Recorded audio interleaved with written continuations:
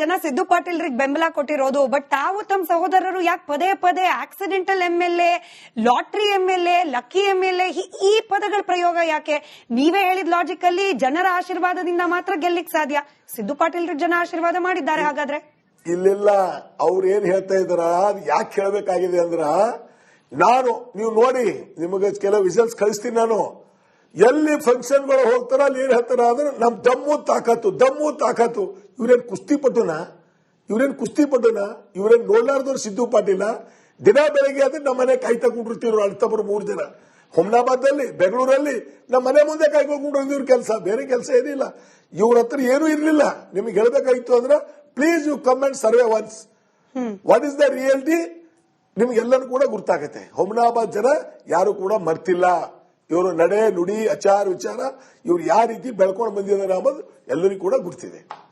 ನಮ್ಗೇನಿಲ್ಲ, ಪಾಪ ಅವ್ರಿಗೆ ಗೆಲುವಾಗಿದೆ.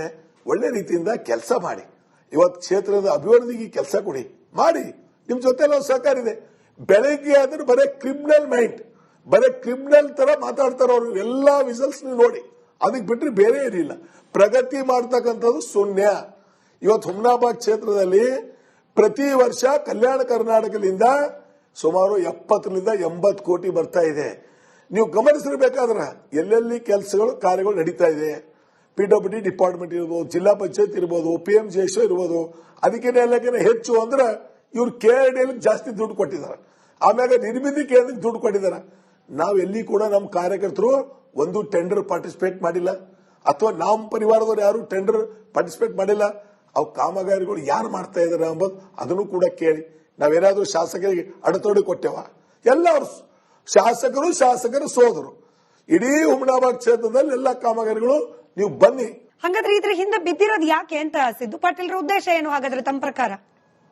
ಈಗ ಇದಕ್ಕೆ ಅವರೇ ಉತ್ತರ ಕೊಡಬೇಕು.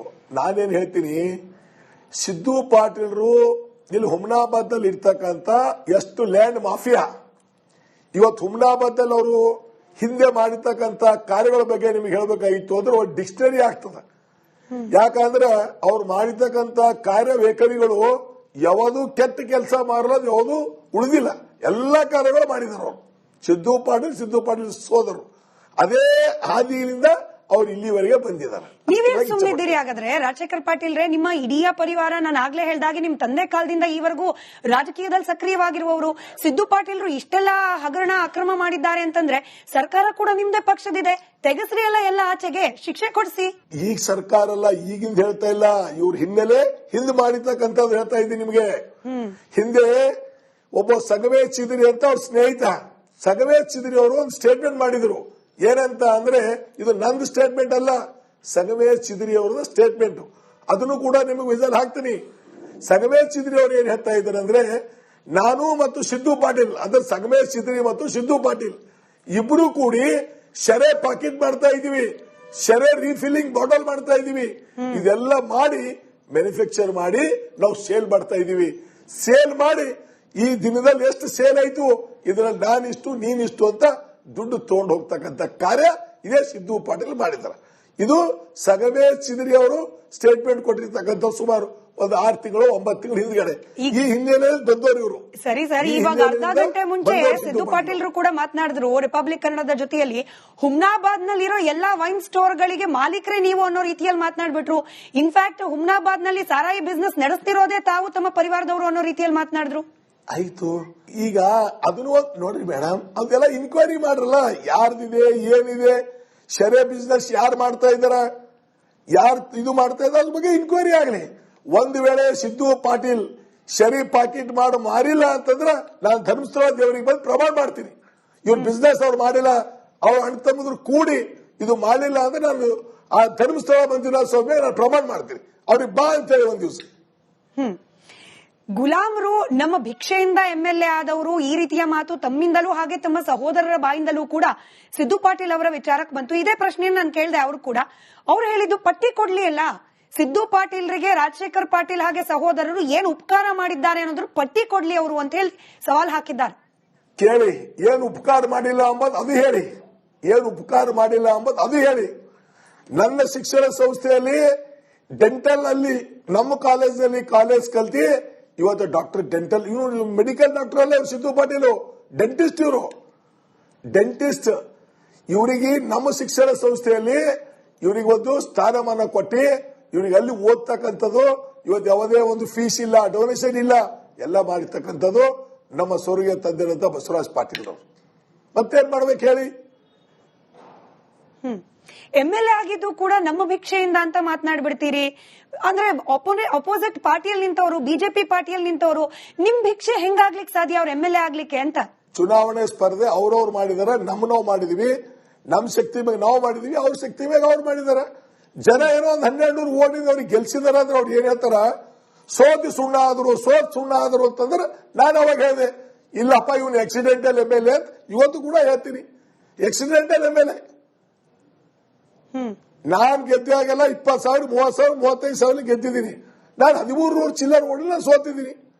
ಸೋಲು ಗೆಲುವು ಸಾಮಾನ್ಯ ಇದೆ ಮೇಡಮ್, ಅದರಲ್ಲೇನಿಲ್ಲ. ಜನ ತೀರ್ಮಾನ ಅಂತಿಮ ತೀರ್ಮಾನ.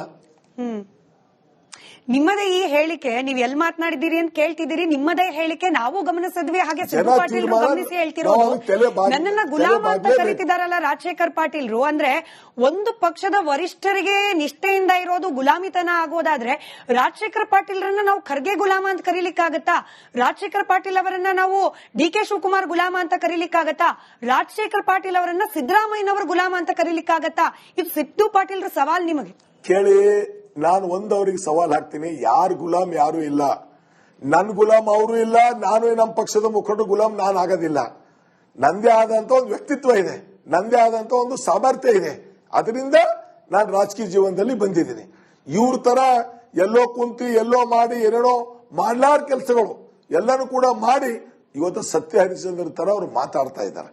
ಇವರ ಬಗ್ಗೆ ಒಂದು ಕೆಲಸ ಮಾಡಿ ಮ್ಯಾಮ್, ನೀವು ಯಾವಾಗ ನೀವು ಬಂದು ಇಡೀ ಹುಮನಾಬಾದ್ ಕ್ಷೇತ್ರದಲ್ಲಿ ಇವರ ಬಗ್ಗೆ, ಇವ್ರು ಮಾಡಿರ್ತಕ್ಕಂಥ ಕಾರ್ಯಗಳ ಬಗ್ಗೆ, ಇವ್ರು ಯಾವ ರೀತಿ ಇವರು ನಡೆ ಇದೆ ಎಂಬುದು ತಾವು ಸರ್ವೆ ಮಾಡಿ, ಆಮೇಲೆ ಇನ್ನೊಂದ್ಸಲ ತಾವು ಡೈರೆಕ್ಟ್ ಲೈವ್ ಕೊಡಿ, ನೋಡೋಣ ಸತ್ಯತೆ ಏನಿದೆ. ನಿನ್ನೆ ನಡೆದ ಗಲಾಟೆಯಲ್ಲಿ ನಿಮ್ಮದೇ ಸಹೋದರರಾದ ಭೀಮರಾವ್ ಪಾಟೀಲ್ ಅವರ ಬಾಯಿಂದ ಬಂದ ಪದ ಇದು ಗುಲಾಮ ಅಂತ ಹೇಳಿ.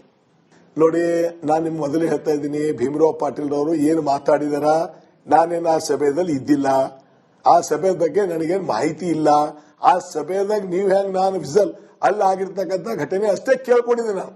ಇವ್ರು ಬೈದ್ರು, ಅವ್ರು ಬೈದ್ರು, ಯಾರ್ಯಾರು ಏನ್ ಬೈಕೊಂಡ್ರು ಆ ಯಾವುದೂ ಕೂಡ ಕ್ಲಿಯರಿಟಿ ಯಾವುದೂ ವಿಡಿಯೋದಲ್ಲಿ ಬಂದಿಲ್ಲ, ಯಾವುದೂ ಕೂಡ ಕ್ಲಿಯರಿಟಿ ಬಂದಿಲ್ಲ.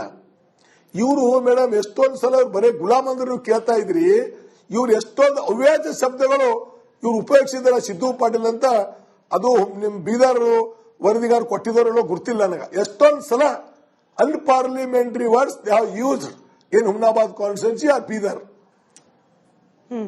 ಇದೇ ಪ್ರಶ್ನೆ ನಾನು ನೇರವಾಗಿ ಅವ್ರನ್ನೂ ಕೇಳಿದೆ ಸರ್, ಸಿದ್ದು ಪಾಟೀಲ್ರಿಗೆ. ಅಂದ್ರೆ ನೀವು ಜಗಳ ಆಡುವಾಗ ಮನೆ ಹೆಣ್ಮಕ್ಳನ್ನ ತಂದುಬಿಟ್ಟು ಅವ್ರ ಬಗ್ಗೆ ಎಲ್ಲ ಮಾತನಾಡ್ಬೇಕಾ ಅಂತ ಹೇಳಿ ತಾಯಿ ಬಗ್ಗೆ ಮಾತಾಗೋಯ್ತು ನಿನ್ನೆ ಜಗಳದ ಸಂದರ್ಭದಲ್ಲಿ.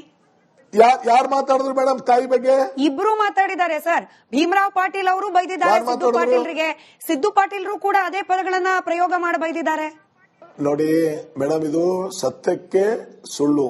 ಯಾಕೆಂದ್ರೆ ಇದು ಮಾಡಿರ್ತಕ್ಕಂಥದ್ದು ತಾಯಿ ಬಗ್ಗೆ ಮಾತಾಡಿರ್ತಕ್ಕಂಥದ್ದು ಸನ್ಮಾನ್ಯ ಸಿದ್ದು ಪಾಟೀಲ್ ರವರು.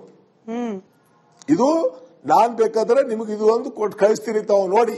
ಇಲ್ಲಿ ನಿಮ್ಮವ್ರು ಇದ್ದಾರ, ನಾನು ಕೊಡ್ತೀನಿ ಅವ್ರಿಗೆ, ಅದು ಏನಿದೆ ಎಂಬುದು ನೋಡಿ, ಅವರು ಏನ್ ಬೈದಿದ್ದಾರೆ ಎಂಬುದು ನೋಡಿ.